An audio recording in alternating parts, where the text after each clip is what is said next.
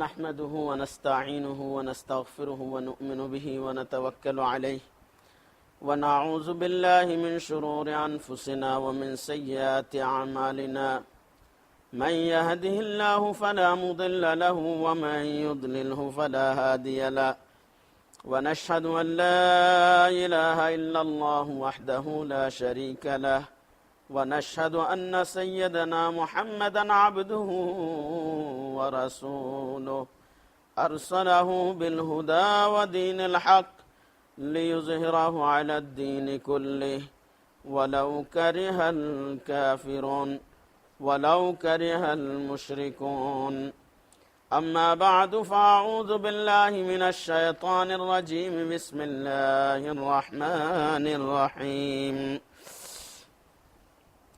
ولله على الناس حج البيت من استطاع إليه سبيلا صدق الله المولانا العظيم وبلغنا رسوله النبي الحبيب الكريم ونحن على ذلك لمن الشاهدين والشاكرين والحمد لله رب العالمين إن الله وملائكته يصلون على النبي يا أيها الذين آمنوا صلوا عليه وسلموا تسليما اللهم صل على سيدنا نبينا مولانا محمد وعلى آل سيدنا نبينا مولانا محمد كما تحب وترضى بأن تصلي عليه میرے ساتھ مل کے پڑھیے الصلاة والسلام عليك يا رسول الله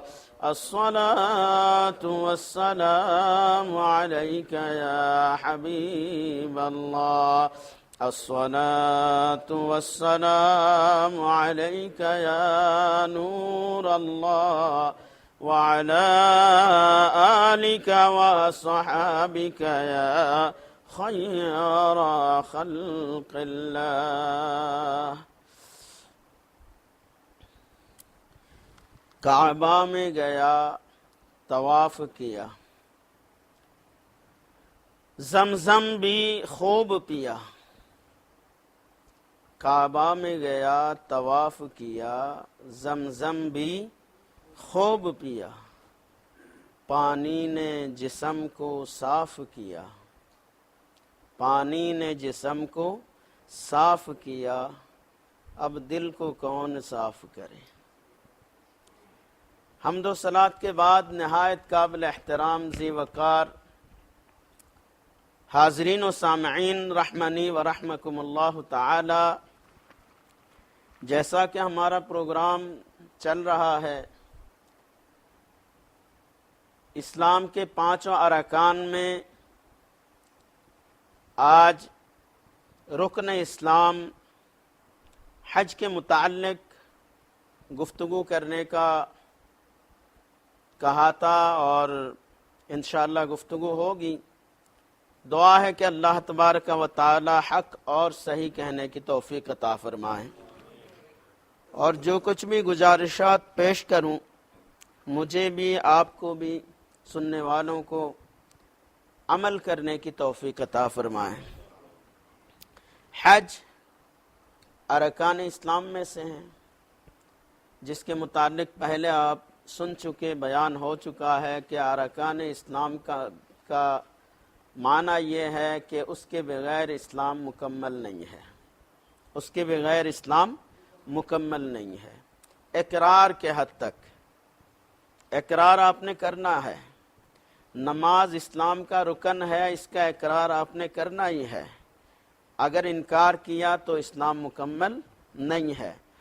نہ پڑھنا الگ بات ہے، نہ ماننا الگ بات ہے۔ نہ پڑھنے والا گنہگار ہے، نہ ماننے والا بے ایمان ہے، مسلمان کہلانے کے حقدار نہیں ہے۔ زکوٰۃ کا بھی وہی مسئلہ ہے اور روزے کا بھی وہی مسئلہ ہے، ماننا ضروری ہے، نہ مانے تو مسلمان ہی نہیں ہو سکتا۔ نہ کرنے والوں کے لیے گناہ ہے، گنہگار ہے، عذاب ہے، اللہ تبارک و تعالیٰ نے وعیدیں فرمائی ہیں۔ اسی طرح حج جو ہے یہ بھی ارکان اسلام میں سے ہیں، اور حج کو نہ ماننے والا دائرہ اسلام سے خارج ہو جاتا ہے۔ استطاعت آنے پر حج فرض ہوتا ہے۔ حج صرف ہمارے آقا و مولا حضرت محمد رسول اللہ صلی اللہ علیہ وسلم کے دور میں ان کی شریعت میں ہے ایسا نہیں، بلکہ مجمع الزوائد کتاب میں حدیث موجود ہے کہ حضرت آدم علی نبینا و علیہ الصلاۃ والسلام سے لے کر رسول پاک صلی اللہ علیہ وسلم تک اور قیامت تک کے لیے یہ حج جو ہے اللہ تبارک و تعالی نے حج کا عمل رکھا ہے۔ حضرت آدم علیہ السلام سے لے کے حضرت عیسیٰ علی نبینا و علیہ الصلاۃ والسلام تک کسی امت پر حج کو فرض نہیں کیا گیا، مگر نبیوں پر، ہر نبی پر حج فرض رہا۔ حج کا معنی قصد کرنا ہے، ارادہ کرنا ہے۔ حج کا لغوی معنی قصد کرنا، قصد یعنی ارادہ کرنا، نیت کر کے کہیں جانے کو حج کہا جاتا ہے۔ حج البیت کا معنی ہے خانہ کعبہ کی نیت کر کے جانے والے، یہ ہے لغوی معنی۔ اور اصطلاح میں وقوف عرفہ، منا، مزدلفہ کے جو مشاعر ہیں وہ ملا کے جو ایک حج ہے اس کو شریعت نے حج قرار دیا ہے، اور مین نقطہ، مین پوائنٹ جو ہے اس میں خانہ کعبہ ہے۔ اس کو اس لیے حج البیت کہا جاتا ہے، خانہ کعبہ کا حج کہا جاتا ہے، ورنہ حج کا میدان جو ہے وہ عرفات میں ہے، اور طواف زیارہ ہونے کی وجہ سے اسی کو ہی مین پوائنٹ قرار دیا گیا ہے۔ حضرت آدم علیہ السلام سے تمام انبیاء کرام نے حج کیا سوائے دو نبیوں کے، حضرت ہود علیہ السلام اور حضرت صالح علیہ السلام۔ ایک تو مسافت کافی دور، اور قوم کے رشد و ہدایت کے معاملے میں بہت زیادہ مصروفیات کی وجہ سے حضرت صالح علیہ السلام اور حضرت ہود علیہ السلام مکہ مکرمہ نہیں پہنچ سکے۔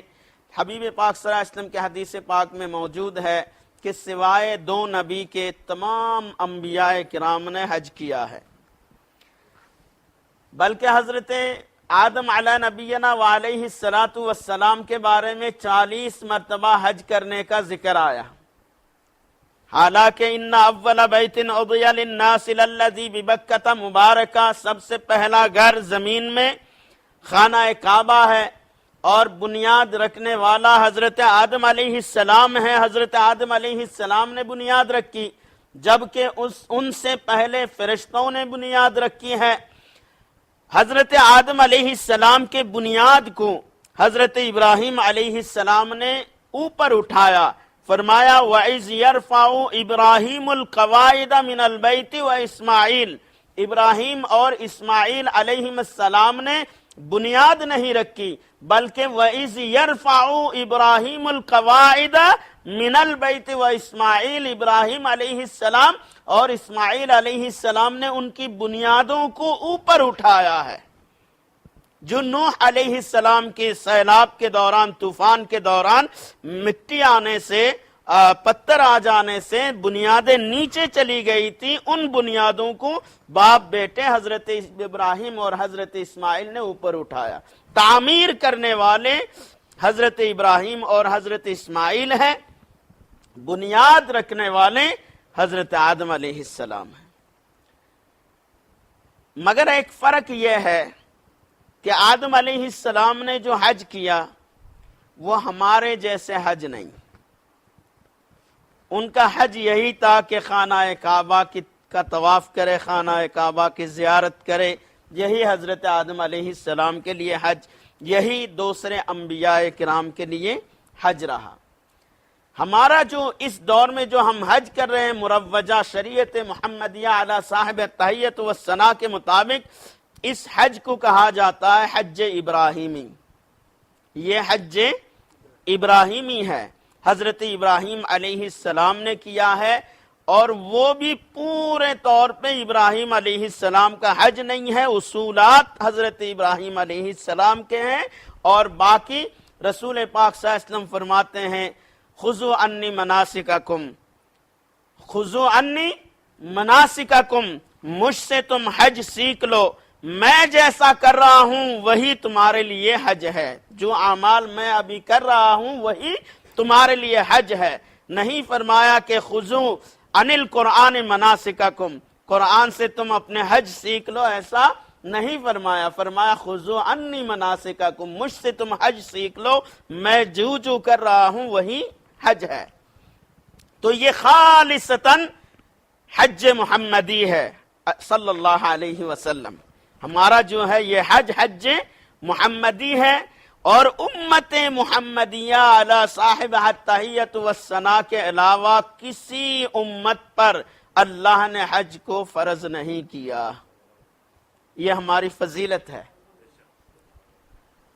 مگر انبیاء کرام پر حج فرض رہا، الگ الگ انداز میں وہ جاتے رہے. حضرت موسیٰ علیہ السلام کا مکہ مکرمہ حج کے لیے آنا ثابت ہے، حضرت ہارون علیہ السلام کا حج کے لیے آنا ثابت ہے، حضرت مریم اور ان کا بیٹا حضرت عیسیٰ علی نبینا وعلیہ السلام کا آنا ثابت ہے، حضرت داؤد اور حضرت سلیمان باپ بیٹے کے ایک ساتھ حج کے لیے آنا ثابت ہے. وفاء الوفا کتاب کے اندر اس پہ تفصیلی بحث موجود ہے، اور احادیث کے کتب احادیث میں مجمع الزوائد کے اندر ایک پورا باب ہے حج الانبیاء، انبیاء کے حج، کون کون سے نبی کیسے کیسے حج کرتے رہے، ایک پورا باب ہے. میں اس طرف نہیں جاؤں گا. حج ابراہیمی یہ تو ایک تاریخی باب ہے. حضرت ابراہیم علیہ السلام نے جب خانہ کعبہ کی تعمیر کی، اللہ تبارک و تعالی ارشاد فرماتا ہے وَأَذِّن فِي النَّاسِ بِالْحَجِّ، حج کے لیے آپ آواز بلند کیجئے. اذان کا معنی بانگ ہے. اذان اذن سے بھی ہے، اذان کا معنی بانگ ہے، یعنی لوگ کہتے ہیں بانگ دہل کہنا، یعنی اونچی آواز میں کسی کو گھبرائے بغیر، کسی کو ڈرے بغیر جو پکارا جاتا ہے اس کو اذان کہا جاتا ہے. حج کا جو اذان ہے اس کا مطلب یہ ہے کہ ابراہیم علیہ السلام آپ حج کے لیے بلائیے. اب ایک یہاں پر سوال پیدا ہوتا ہے کہ کسی امت پر اللہ نے حج کو فرض قرار نہیں دیا، جب یہ فائنل بات ہے تو حج کا اذان حضرت ابراہیم علیہ السلام کس لیے دے رہے ہیں، اور حج کے اذان میں جواب دینے والے کون تھے؟ حضرت ابراہیم علیہ السلام نے اذان دی. اذان کیا ہے؟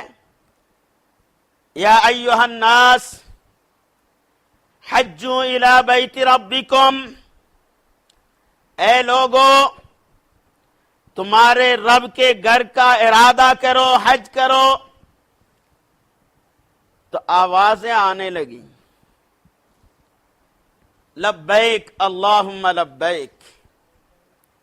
پہلی جو آواز تھی یہ ملائکہ مقربین کی طرف سے آواز تھی، تاکہ پتہ چلیں کیا کہنا ہے.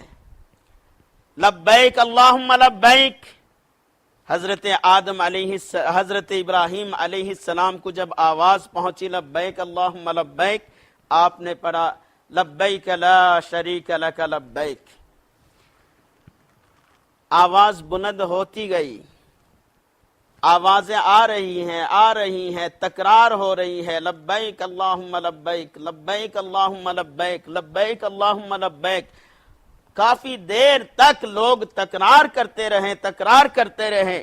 اب ایک چیز یہ ہے، ذہن نشین کر لیجئے گا یہ لبیک اللہم لبیک، حضرت ابراہیم علیہ السلام نے تو اونچی آواز میں مقام ابراہیم پر کھڑے ہو کر جبل ابی قبیس کے اوپر بالکل چوٹی پہ کھڑے ہو کے آپ نے کہا کہ یا ایھا الناس حجوا الی بیت ربکم، یہ تو آپ نے انسانی آواز کے ساتھ آپ نے کی ہے، مگر جواب جو آ رہا ہے وہ ملائکہ مقربین کی طرف سے ہے۔ اب جو جواب ہے وہ ملکی جواب ہے، ملائکہ مقربین کی طرف سے جواب ہے، وہ عام انسان جو تھے وہ سننے کے قابل نہیں تھے، تو جو سننے والے تھے وہ عالم ملکوت اور عالم روحانیت کے تھے، اس وجہ سے روحانی دنیا میں جو تھے ان روحوں نے جواب دیا، اور اس جواب کو حضرت ابراہیم علیہ السلام نے سنا۔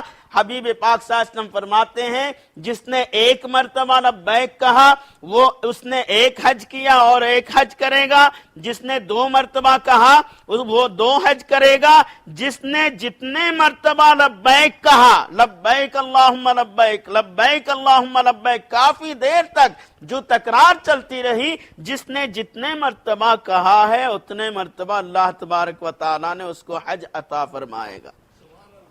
لیکن یہ پورا ماجرا روحانی اور ملکوتی ہے۔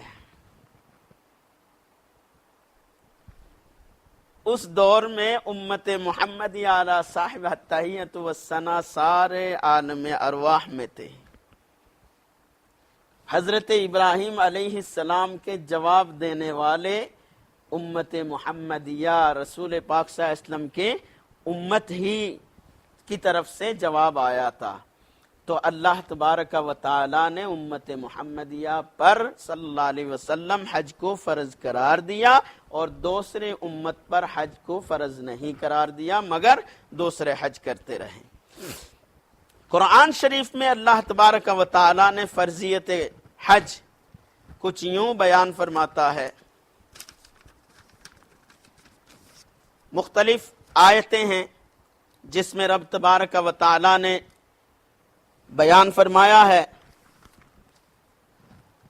اور حج کی تاکید قرآن شریف میں ہے، احادیث مبارکہ میں بھی حج کی تاکید آئی ہے۔ سورہ آل عمران آیت نمبر 97، اللہ تبارک و تعالی ارشاد فرماتا ہے وَلِلَّهِ عَلَى النَّاسِ حِجُّ الْبَيْتِ، لمبی آیت ہے، پہلے بیان ہوتا ہے ان اول بیت عُدِّیَ للناس للذی ببکۃ مبارکہ وہدی للعالمین فیہ آیات بینات مقام ابراہیم ومن دخلہ کان آمنا، سب سے پہلا گھر زمین میں جو بنا ہے وہ بکہ یعنی مکہ مکرمہ میں ہے، اور ہدایت ہے عالمین کے لیے۔ فیہ آیات بینات، وہ جو گھر ہے توجہ چاہوں گا، وہ جو گھر ہے جو سب سے پہلا گھر ہے جس کو زمین میں بنایا گیا ہے، اس گھر کی آیت بینات، آیت کا معنی نشانی ہے، اگر تم پہچاننا چاہو وہ پہلا گھر کون سا ہے تو فرماتے ہیں فیہ آیات بینات، اس میں کلی نشانی ہے مقام ابراہیم، مقام ابراہیم اس گھر کی نشانی ہے، جس گھر کے پاس مقام ابراہیم ہے وہی گھر پہلا گھر ہے زمین میں، یہ قرآن شریف ہے۔ ومن دخلہ کان آمنا، جو اس میں داخل ہو گیا وہ امن پا گیا۔ میں تفسیر کی طرف نہیں جا رہا، آگے مقصد میرا فرضیت حج بیان کرنا ہے۔ فرماتا ہے رب العالمین وَلِلَّهِ عَلَى النَّاسِ حِجُّ الْبَيْتِ مَنِ اسْتَطَاعَ إِلَيْهِ سَبِيلًا، اور اللہ کے لیے وَلِلَّهِ عَلَى النَّاسِ، اور اللہ کے لیے لوگوں پر ضروری ہے حج البیت، بیت اللہ کا حج کرے، من استطاع الیہ سبیلا، جس کے پاس اس گھر تک پہنچنے کی استطاعت ہو، ومن کفر فإن اللہ غنی عن العالمین، اور جو کفر کرتا ہے، ومن کفر، یہ سورہ آل عمران آیت نمبر 97، رب فرماتا ہے ومن کفر، جس نے کفر کیا۔ یہاں پر کفر کی کون سی بات ہے؟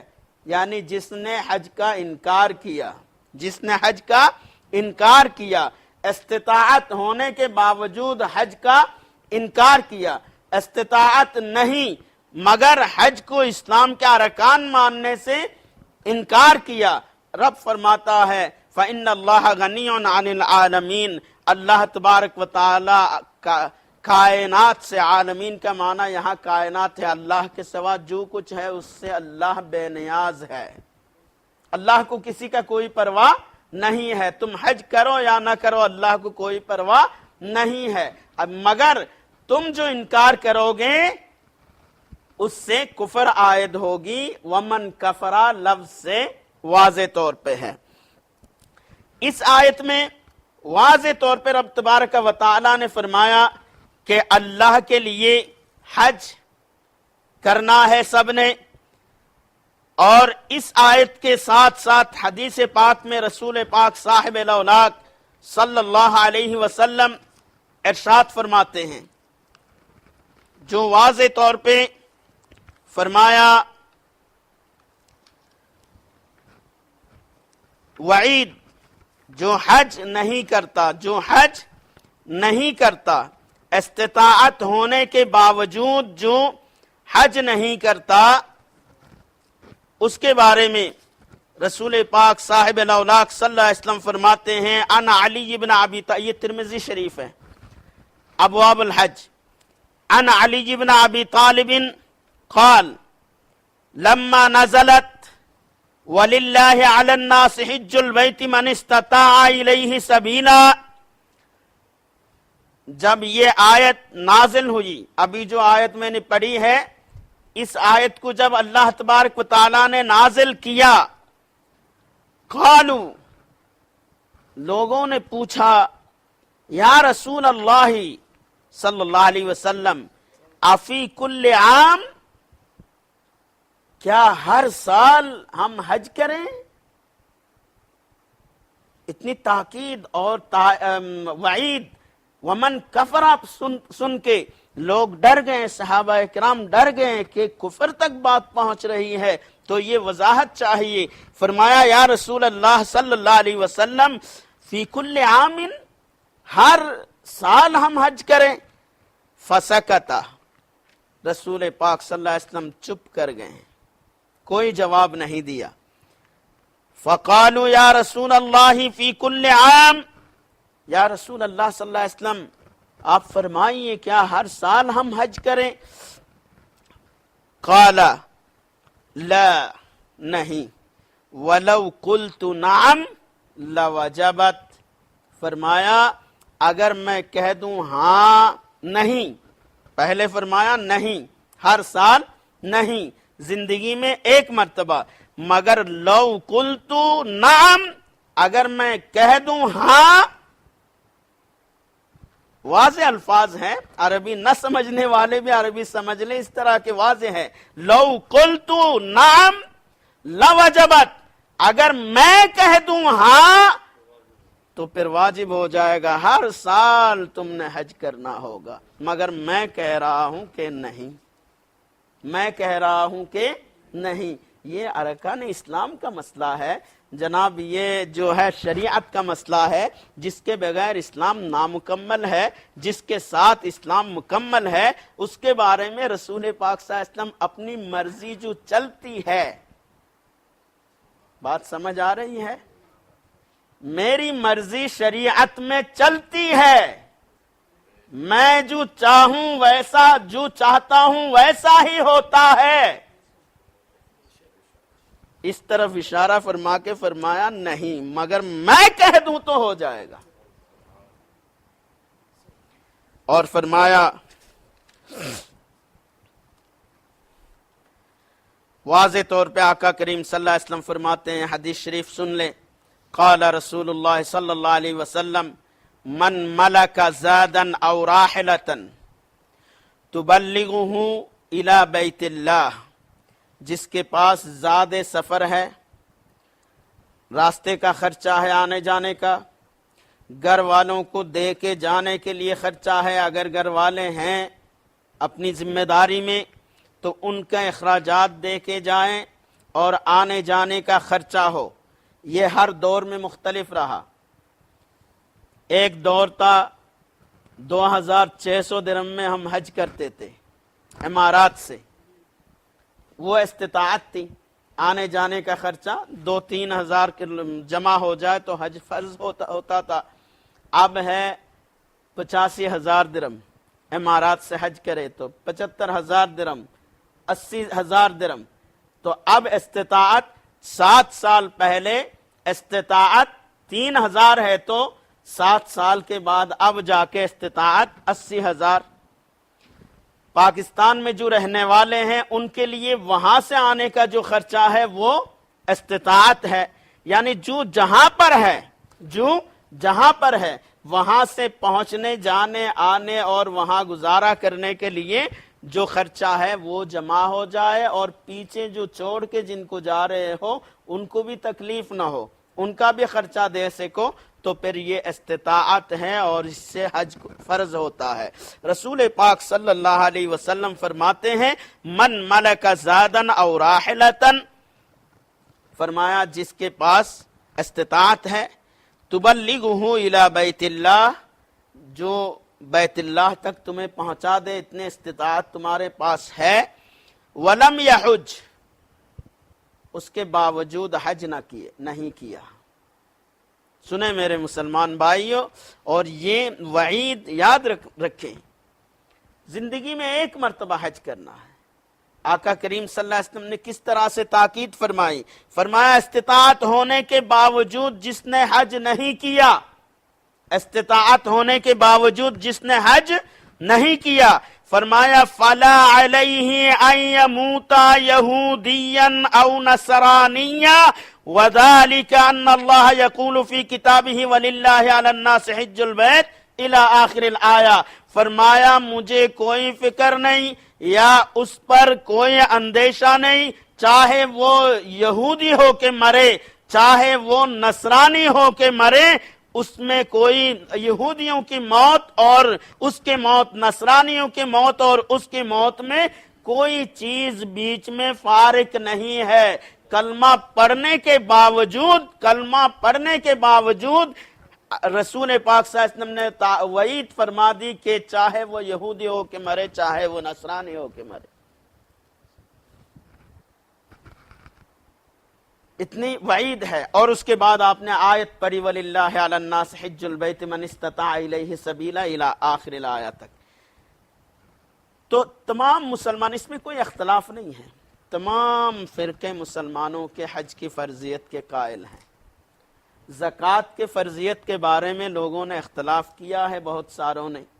خوارج نے زکوٰۃ سے انکار کیا تو حضرت امیر المومنین ابو بکر صدیق رضی اللہ تعالیٰ عنہ جہاد کا اعلان کیا، مگر اب تک کسی نے حج کی فرضیت کا انکار مسلمانوں کے کسی فرقے نے بھی نہیں کیا۔ مگر ایک چیز ہے، یاد رکھیے گا، زندگی گزار رہے ہیں ہم، کوئی 60 سال، کوئی 70، کوئی 80، کوئی 100 سے بھی زیادہ عمر اللہ تبارک و تعالیٰ اگر دے دیتا ہے، ایک دن سامنا کرنا ہے رب کا۔ یہ معاملات بین اللہ و رسول ہی ہے۔ حیلے لوگ بناتے ہیں کہ بھئی میں نے بیٹی کی شادی کرانی ہے، اس کے لیے وہ نکال کے رکھ دیتے ہیں تاکہ حج فرض نہ ہو، اور جب اپنی ضرورت پڑ گئی اس کو استعمال کر لیا۔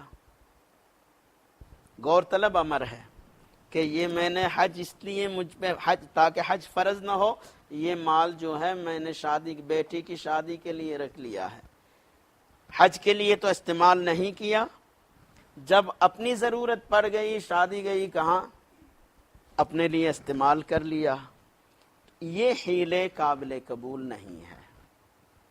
یا تو حیلہ اس طرح سے ہو کہ یہ بیٹی کی شادی کرانی ہے، بیٹوں کے کسی معاملات کے لیے یہ پیسے ان کو دے دیں، ان کے نام پہ بانڈ کر دے، نہ اللہ کے راستے میں آپ نے خرچ کرنا ہے نہ اپنی ذات کے لیے خرچ کرنا ہے، پھر تو بات سمجھ آتی ہے۔ مگر اللہ کے راستے پہ خرچ کرتے وقت بیٹی یاد رہی، اپنے ذات پہ خرچ کرنے کا موقع آیا تو پھر بیٹی یاد نہیں رہی، یہ حیلہ اللہ کے دربار میں قابل قبول نہیں ہے۔ زکوٰۃ کے بارے میں بھی میں نے یہی کہا تھا، اگر بیٹی کے نام پہ رکھ رہے ہو تو بیٹی کو مالک بنا دو، اس کے اجازت کے بغیر خرچ نہ ہو۔ حج کا بھی یہی مسئلہ ہے، استطاعت سے اگر بچنا چاہتے ہو بیٹی کے نام پہ رکھنا ہے تو بانڈ کر دو، بیٹی کیا ہی ہے یہ، اس کے اجازت کے بغیر کوئی خرچ نہ کر سکے۔ تو اس طرح سے میرے بزرگ اور دوستو یہ حج ہے اور حج فرض ہے، اس میں کسی کو کوئی اختلاف نہیں ہے، اور لازماً حج کرنا ہے۔ آپ کو بات سمجھ آئے یا نہ آئے، حج کرنا ہی کرنا ہے، اگر استطاعت ہے حج کے لیے جانا ہے۔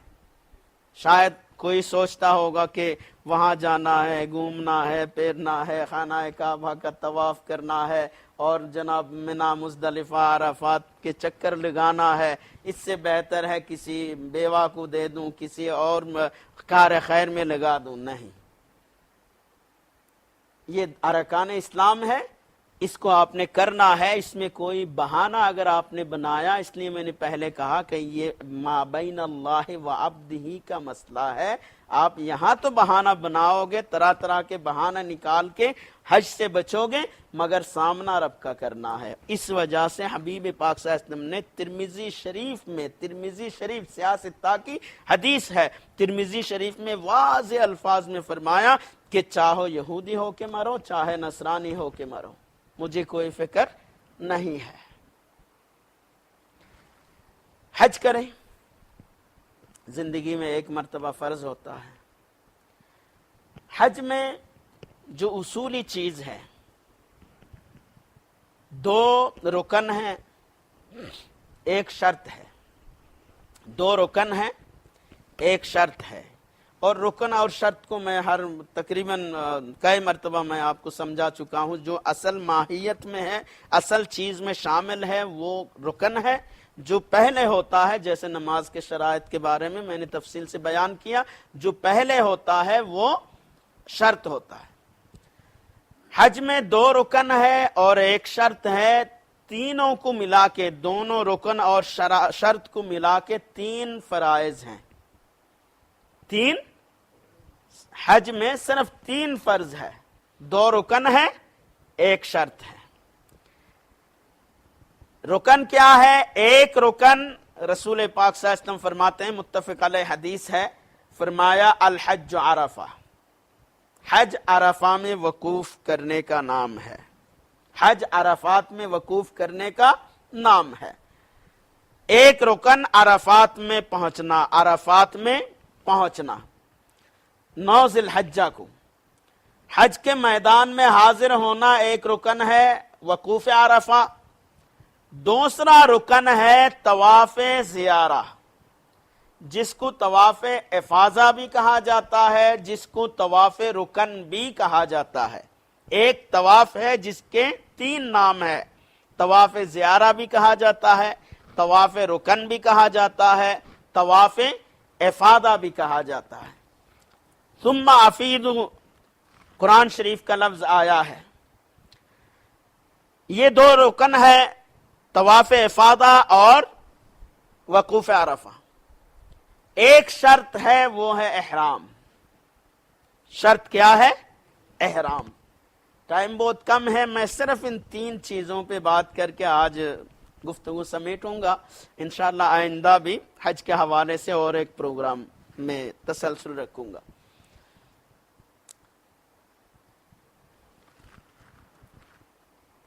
ایک تو عرفہ ہے، یہ رکن ہے۔ عرفات ایک میدان کا نام ہے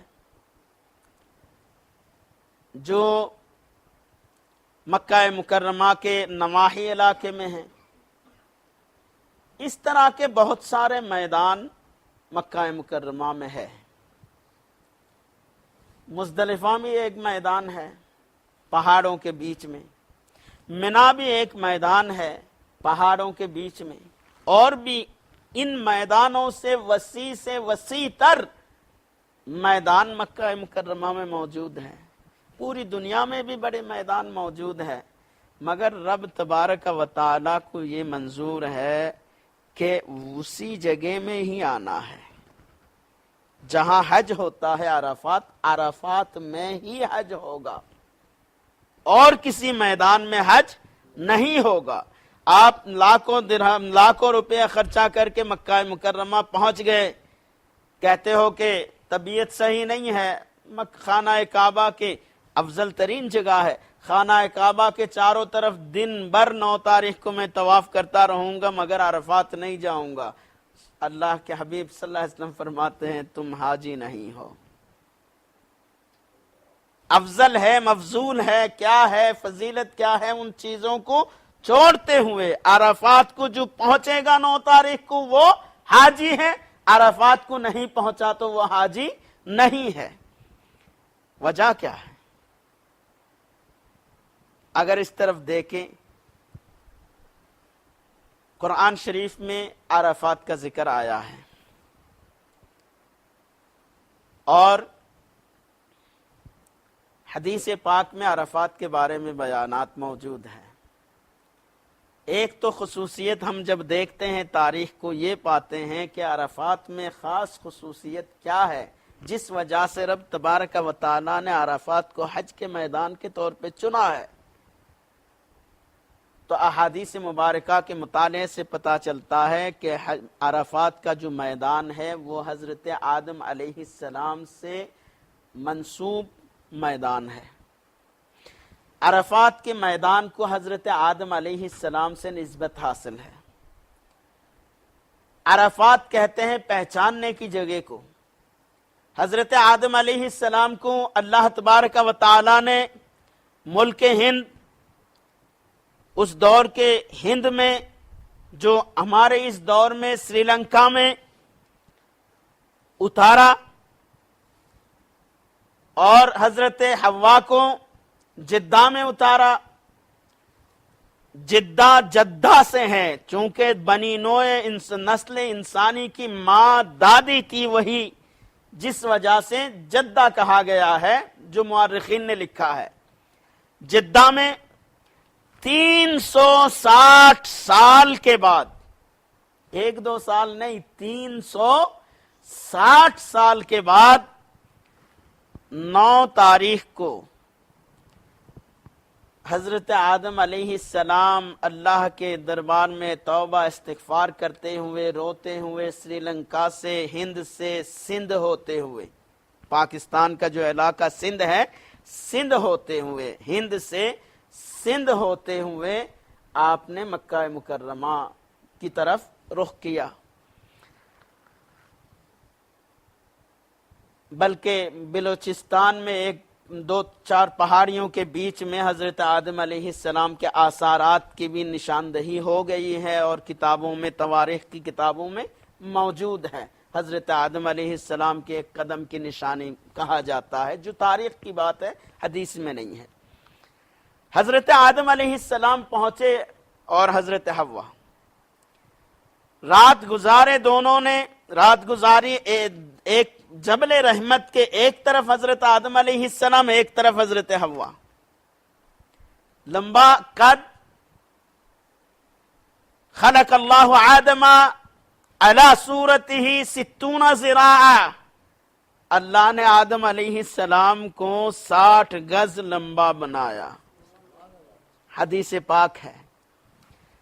حضرت حوا کو حضرت آدم علیہ السلام سے 1 بالشت کم رکھا، ان کے بالشت کے مطابق، ایک بالشت کم رکھا، بلکہ علماء فقہائے حنفیہ فرماتے ہیں شادی بیاہ کے موقع پہ، جس کو امام احمد رضا فاضل بریلوی رحمۃ اللہ علیہ نے فتاوی رضویہ میں بھی نقل کیا، فرماتے ہیں جب دیکھا جاتا ہے نا کفو کون کس کے برابر ہے کیا ہے اس طرح، فرمایا ہمیشہ بہو کے لیے جب جستجو ہو کہ بیٹے کے لیے کی شادی کے لیے لڑکی ڈھونڈے تو مرد کا جو قد ہے اس سے کم از کم ایک بالشت کم ہو، اس کے برابر یا اونچے قد کا نہ ہو، یہ خیال رکھا جائے، اور یہ مستحب ہے، کیونکہ اللہ کو بھی یہی پسند تھا کہ حضرت حوا جو ہے حضرت آدم علیہ السلام کے قد کے برابر نہ ہو، بلکہ ان کے حساب سے ایک بالشت کم ہو۔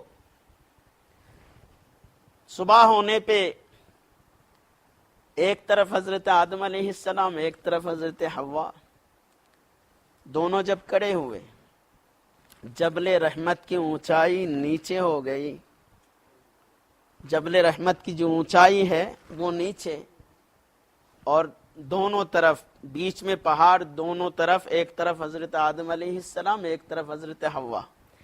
اب 300 سال لوگ، 20 سال گزر جائے، 25 سال گزر جائے، ایک دوسرے کو پہچانتے نہیں، تو حضرت حوا اور حضرت آدم علیہ السلام ایک بارگی دونوں ایک ہی ساتھ بول پڑے کہ عرفتکا عرفتکی، عرفتکا عرفتکی۔ حضرت حوا کہہ رہی تھی کہ میں نے بھی پہچان لیا ہے، حضرت آدم علیہ السلام کہہ رہے تھے پہچان لیا۔ عرفتو عرفتو کا جو شور پڑا دونوں میں، اللہ کو اتنا پسند آیا کہ ایک دوسرے کو پہچاننے کا جو عمل تھا وہ اتنا پسند آیا، اس دن سے میدان عرفات عند اللہ عرفات بن گیا۔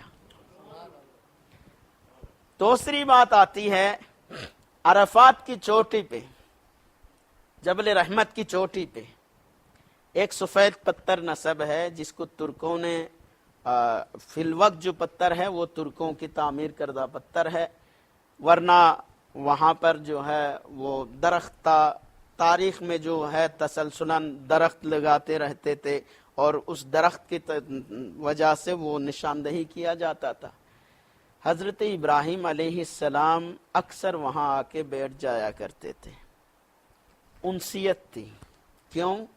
کیونکہ 4 مرتبہ جو رسول پاک صلی اللہ علیہ وسلم کے شک کے صدر ہوا ہے، سینے کو چیرا گیا۔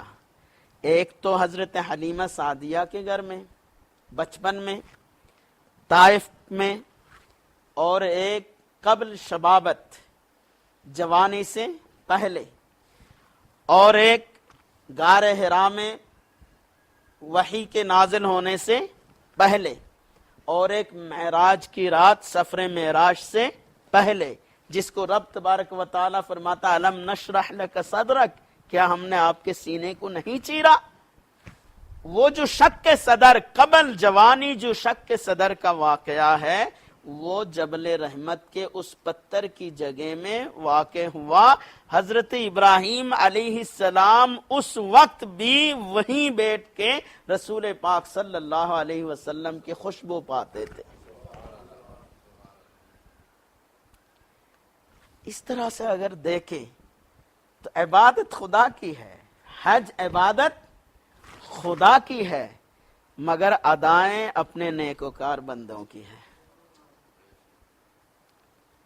نسبت اپنے نیکوکار بندوں کے ساتھ ہے۔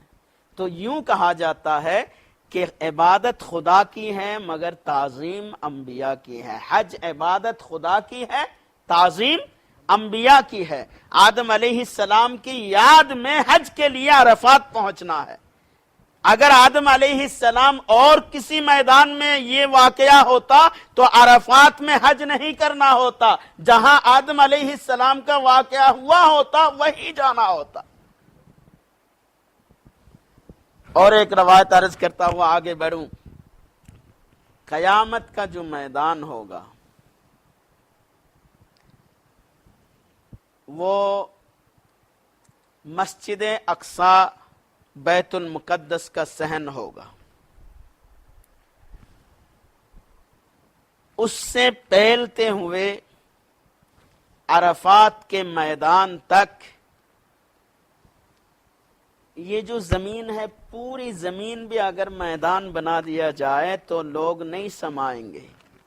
یہ جو قیامت کا میدان لوگ کہتے ہیں قیامت کا میدان ہے، وہ قیامت کا پورا میدان نہیں بلکہ قیامت کے میدان کا وہ حصہ ہے جہاں پر عرش الہی رکھا جائے گا، جہاں پر مقام محمود ہوگا، جہاں پر میزان رکھا جائے گا، اس کے بارے میں کہا جاتا ہے۔ اور اس میں بیت المقدس سے لے کے عرفات کے میدان تک ہوگا، اور اللہ تبارک و تعالی ایسا انتظام فرمائے گا کہ عرفات کے میدان عرش الہی کے ساتھ لگا ہوا ہوگا۔ اور مسند ابو یعلا کے حدیث ہے، فرمایا، بلکہ مشکات میں بھی ہے، فرمایا عرفات میں جس سے ملاقات ہوگی، عرفات پہچاننے کی جگہ، عرفات کے میدان میں جس کے ساتھ 9 ذی الحجہ حج کے میدان میں جس کے ساتھ ملاقات ہوگی، کوئی جان پہچان نہیں ہے، نہ پہلے کبھی جان پہچان نہ بعد میں جان پہچان، بس عرفات میں ملاقات ہوئی ہے، پتہ نہیں آپ کہاں کے وہ کہاں کے، ملاقات ہوئی ہے۔ فرماتے ہیں بروز قیامت ان سے ملاقات بھی ہوگی اور پہچانیں گے بھی۔ ہمارے بزرگ لوگ کہا کرتے تھے دور بدل گیا ہے، اب تو ہم نئے نئے انداز سے ایجادات کر رہے ہیں۔ پرانے دور میں لوگ صوفیہ اور بزرگان دین کہا کرتے تھے عرفاتی بائی، عرفاتی بائی، عرفات کے بائی، عرفات میں پہچان جس کا ہو جائے بروز قیامت بھی اس سے ملاقات ہوگی اور اسے پہچانیں گے۔ اس وجہ سے بھی عرفات کا نام عرفات ہے۔ الحاصل دوسرا جو پوائنٹ ہے وہ ہے خانہ کعبہ، وہ ہے خانہ کعبہ۔ خانہ کعبہ کو بھی اگر مطالعہ کیا جائے تو پتہ چلتا ہے کہ خانہ کعبہ سرۃ الارض ہے۔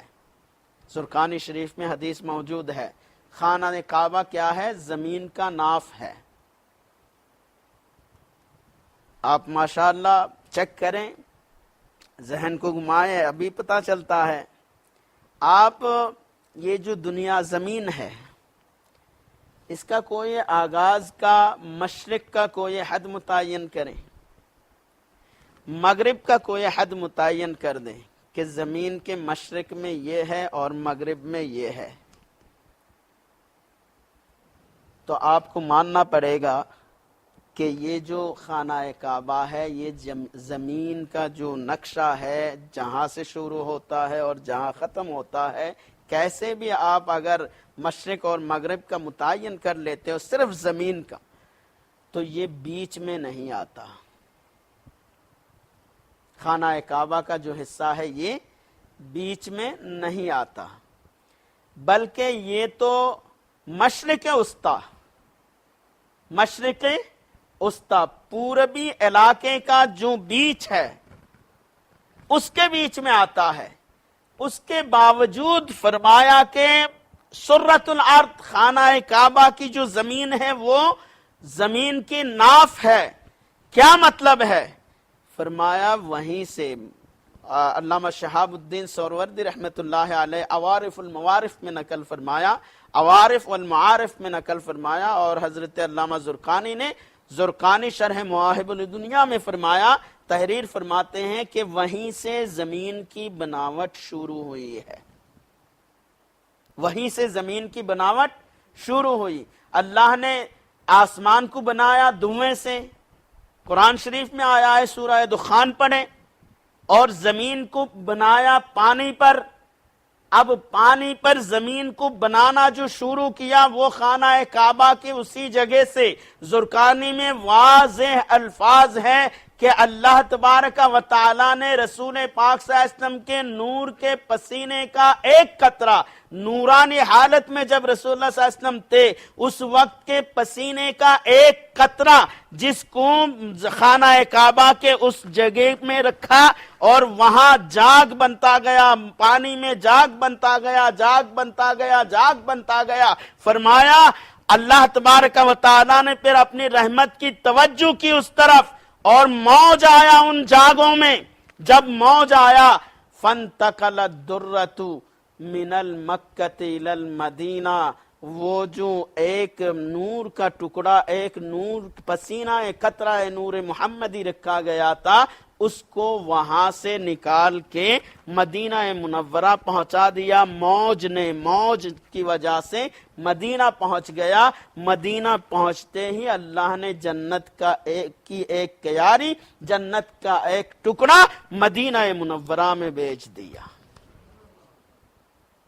وہ تو ریاض الجنہ کے فضائل میں الگ سے بتاؤں گا، مگر یہاں جو کار فرما چیز ہے خانہ کعبہ کے، وہاں کار فرما جو چیز ہے وہ یہ ہے کہ نور محمدی علی صاحب التحیۃ والثناء کا وہ مرکز رہا.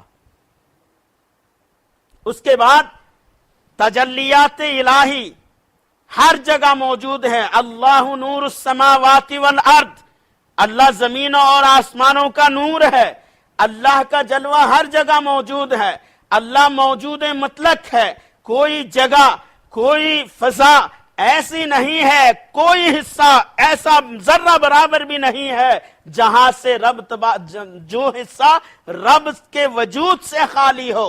مگر خانہ کعبہ میں الوہیت کا جلوہ، سمدیت کا جلوہ، معبودیت کا جلوہ، مسجودیت کا جلوہ، الوہیت کا جلوہ، سمدیت کا جلوہ، الہ ہونے کو الوہیت، سمد بے نیاز ہونا، اور معبودیت عبادت کے لائق ہونا، مسجودیت سجدے کے لائق ہونا، ان چار صفات کے جلوے سے خانہ کعبہ کا وہ حصہ 24 گھنٹے میں ایک آنے واحد کے لیے بھی خالی نہیں ہوتا،